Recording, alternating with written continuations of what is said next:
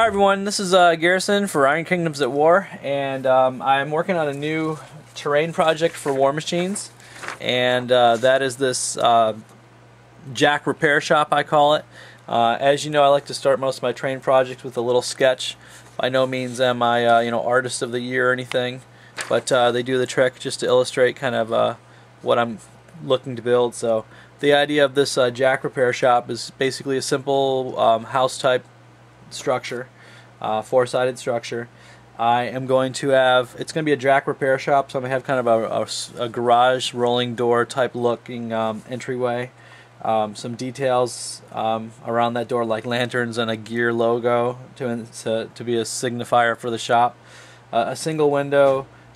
This is going to be some fancy stonework down here that I'm going to use pre-printed styrene sheet stone, cobblestone for.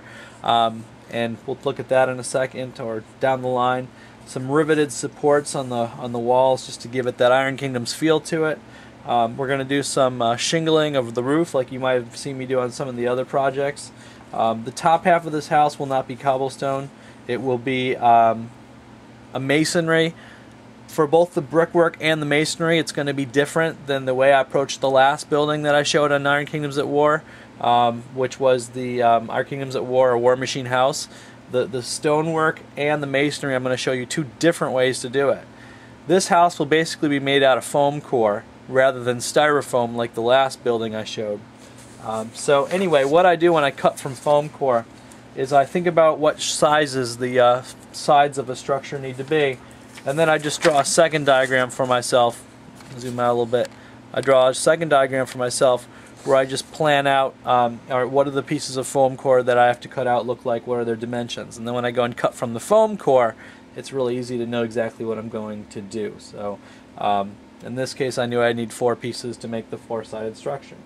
So I'm not going to waste your time and make you watch me cut all pieces out from the foam core. Suffice it to say, when you're working with foam core, you need a really brand new sharp knife. If you're using an X-Acto knife, you could use a bread knife to cut large swaths off.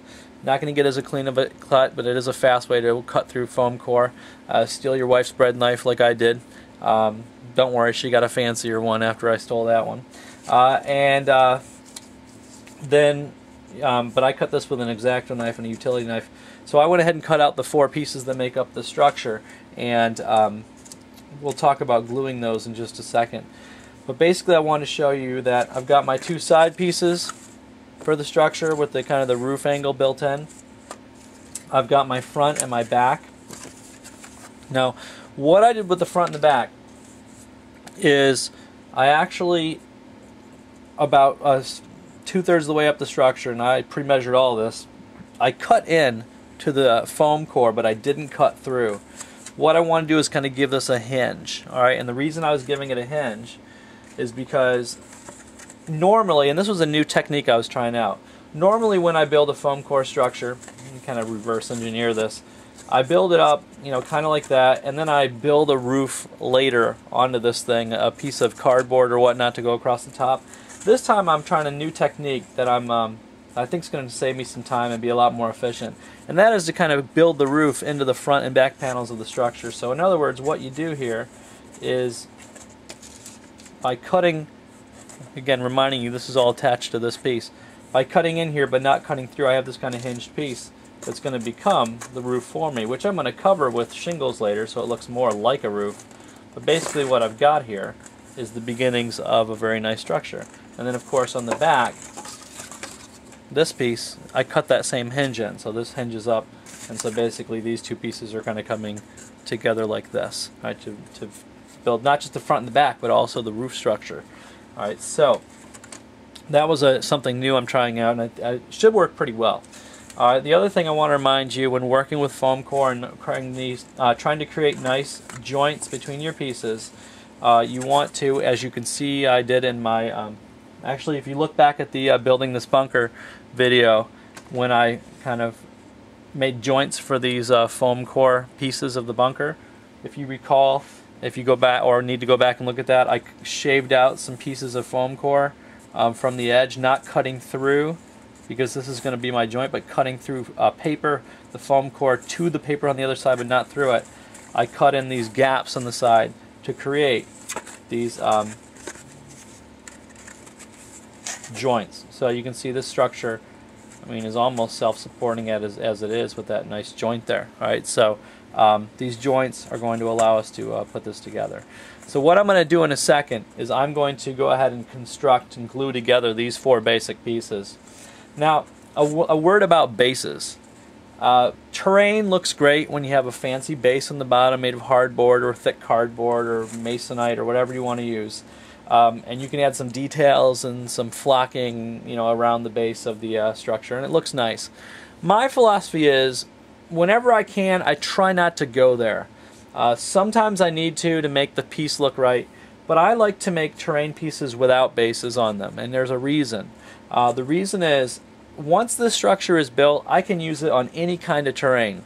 Okay, I got an urban board that's full of cement and brickwork and so forth. This fits in because it doesn't have a pre-made base that's desert or a grassy plain flock around the siding. It would look out of place in an urban setting.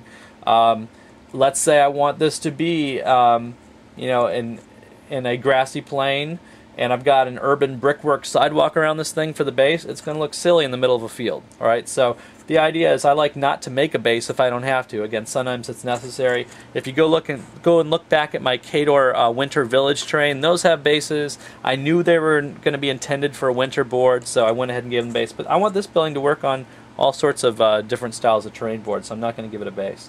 All right, so I'm going to glue this together. What I'm going to do is I'm going to take my weld bond, which if some of you know is my favorite glue. I'm going to put glue in these joint areas that we've shaved out. I am simply going to put the 4 pieces together. They're all ready to go. And I'm going to use dress pins to hold these joints together. Your dress pins are these pins that have these little knobby things on the end. And so I'm going to glue this together, and then this will hold it in place, especially since I'm not building on a base. I want to give it that extra support as these pieces dry together. So let me weld bond this up, and I'll be right back in a second to show you the finished effect.